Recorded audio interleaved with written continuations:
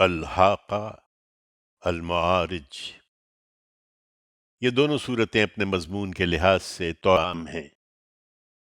پہلی صورت دنیا اور آخرت میں جس عذاب سے قریش کو متنبع کرتی ہے، دوسری میں اسی کا مذاق اڑانے اور اس کے لیے جلدی مچانے والوں کو ان کے انجام سے خبردار کیا گیا ہے۔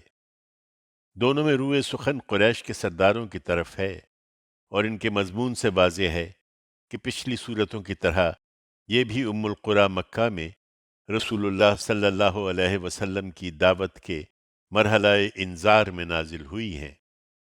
پہلی سورہ الحاقہ کا موضوع قیامت میں جزا و سزا کا اثبات، اس کے حقائق کا بیان اور اس کے بارے میں قرآن کے انذار کو جھٹلانے کے نتائج سے اپنے مخاطبین کو متنبع کرنا ہے۔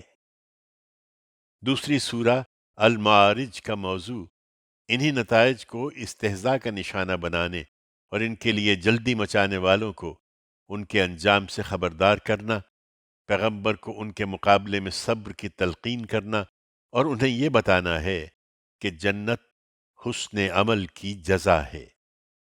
اس سے محروم کوئی شخص خواہ عرب و عجم کے صنادید میں سے کیوں نہ ہو، خدا کی اس ابدی بادشاہی میں ہرگز داخل نہیں ہو سکتا۔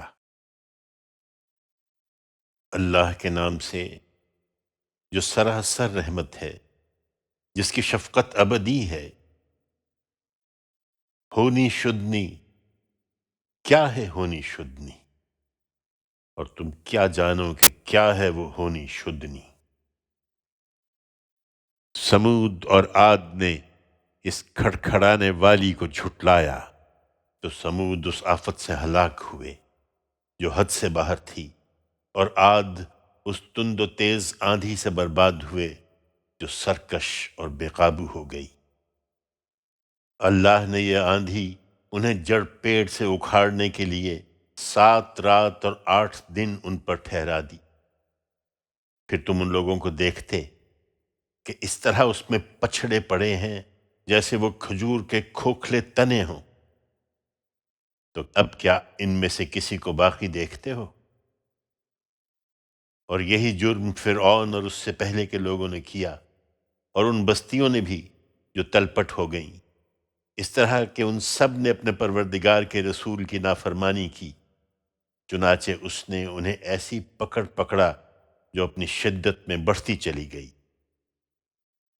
اسی طرح نوح کو جھٹلانے کے نتیجے میں جب طوفان اٹھا اور پانی حد سے گزر گیا تو ہم ہی تھے کہ ہم نے تمہیں کشتی میں اٹھا لیا، اس لیے کہ اس سرگزشت کو تمہارے لیے نصیحت بنا دیں اور یاد رکھنے والے کان اس کو سنیں اور یاد رکھیں۔ سو اسی طرح جب سور میں ایک ہی مرتبہ پھونک ماری جائے گی اور زمین اور پہاڑوں کو اٹھا کر ایک ہی چوٹ میں پاش پاش کر دیا جائے گا تو اس دن ہونے والی ہو جائے گی اور آسمان پھٹ جائے گا۔ پھر تم دیکھو گے کہ اس دن وہ بہت ہی بودا ہوگا اور فرشتے اس کے کناروں پر سمٹے ہوئے ہوں گے، اور تمہارے پروردگار کا تخت اس دن 8 فرشتے اپنے اوپر اٹھائے ہوں گے۔ اس دن تم پیش کیے جاؤ گے اس طرح کہ تمہاری کوئی چھپی ہوئی بات بھی چھپی نہ رہے گی۔ پھر جس کا نامہ اعمال اس کے داہنے ہاتھ میں دیا جائے گا، وہ کہے گا لو پڑھو میرا نامہ اعمال۔ مجھے یہ خیال رہا کہ ایک دن مجھے اپنے اس حساب سے دو چار ہونا ہے، چنانچہ وہ ایک دل پسند عیش میں ہوگا، بہشت بری میں، جس کے میوے جھک رہے ہوں گے۔ اب کھاؤ اور پیو مزے سے اپنے ان اعمال کے صلے میں جو تم نے گزرے ہوئے دنوں میں کیے ہیں۔ اور جس کا نامہ اعمال اس کے بائیں ہاتھ میں دیا جائے گا، وہ کہے گا اے کاش میرا یہ نامہ اعمال مجھے نہ ملتا، اور میرا حساب کیا ہے میں اس سے بے خبر ہی رہتا۔ اے کاش وہی موت فیصلہ کن ہو جاتی، میرا مال میرے کیا کام آیا، میری سب بادشاہی مجھ سے لٹ گئی۔ اس کو پکڑو اور اس کی گردن میں طوق ڈال دو، پھر اس کو دوزخ میں جھونک دو، پھر ایک زنجیر میں ڈال دو جس کی ناپ گزوں میں 70 گز ہے۔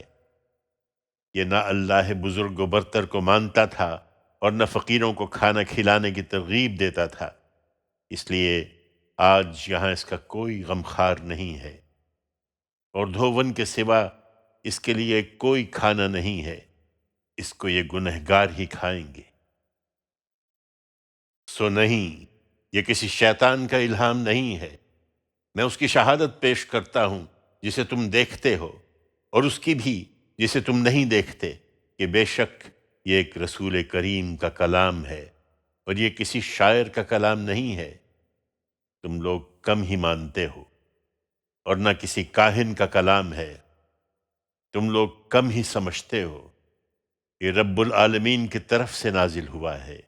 ہمارا یہ پیغمبر اگر اپنی طرف سے کوئی بات ہم پر بنا لاتا تو ہم اس کو قوی ہاتھ سے پکڑ لیتے، پھر اس کی رگے گردن کاٹ دیتے، پھر تم میں سے کوئی ہمیں اس کام سے روک نہ سکتا۔ یہ تو در حقیقت ڈرنے والوں کے لیے ایک یاد دہانی ہے۔ ہم خوب جانتے ہیں کہ تم میں اس کے جھٹلانے والے بھی ہیں، یہ اسی طرح جھٹلاتے رہیں گے، اور قیامت میں ان منکروں کے لیے یقیناً یہ ایک پچھتاوا بن جائے گا۔ اس میں شبہ نہیں کہ یہ ایک یقینی حق ہے، اس لیے اے پیغمبر انہیں چھوڑو اور اپنے رب عظیم کے نام کی تسبیح کرتے رہو۔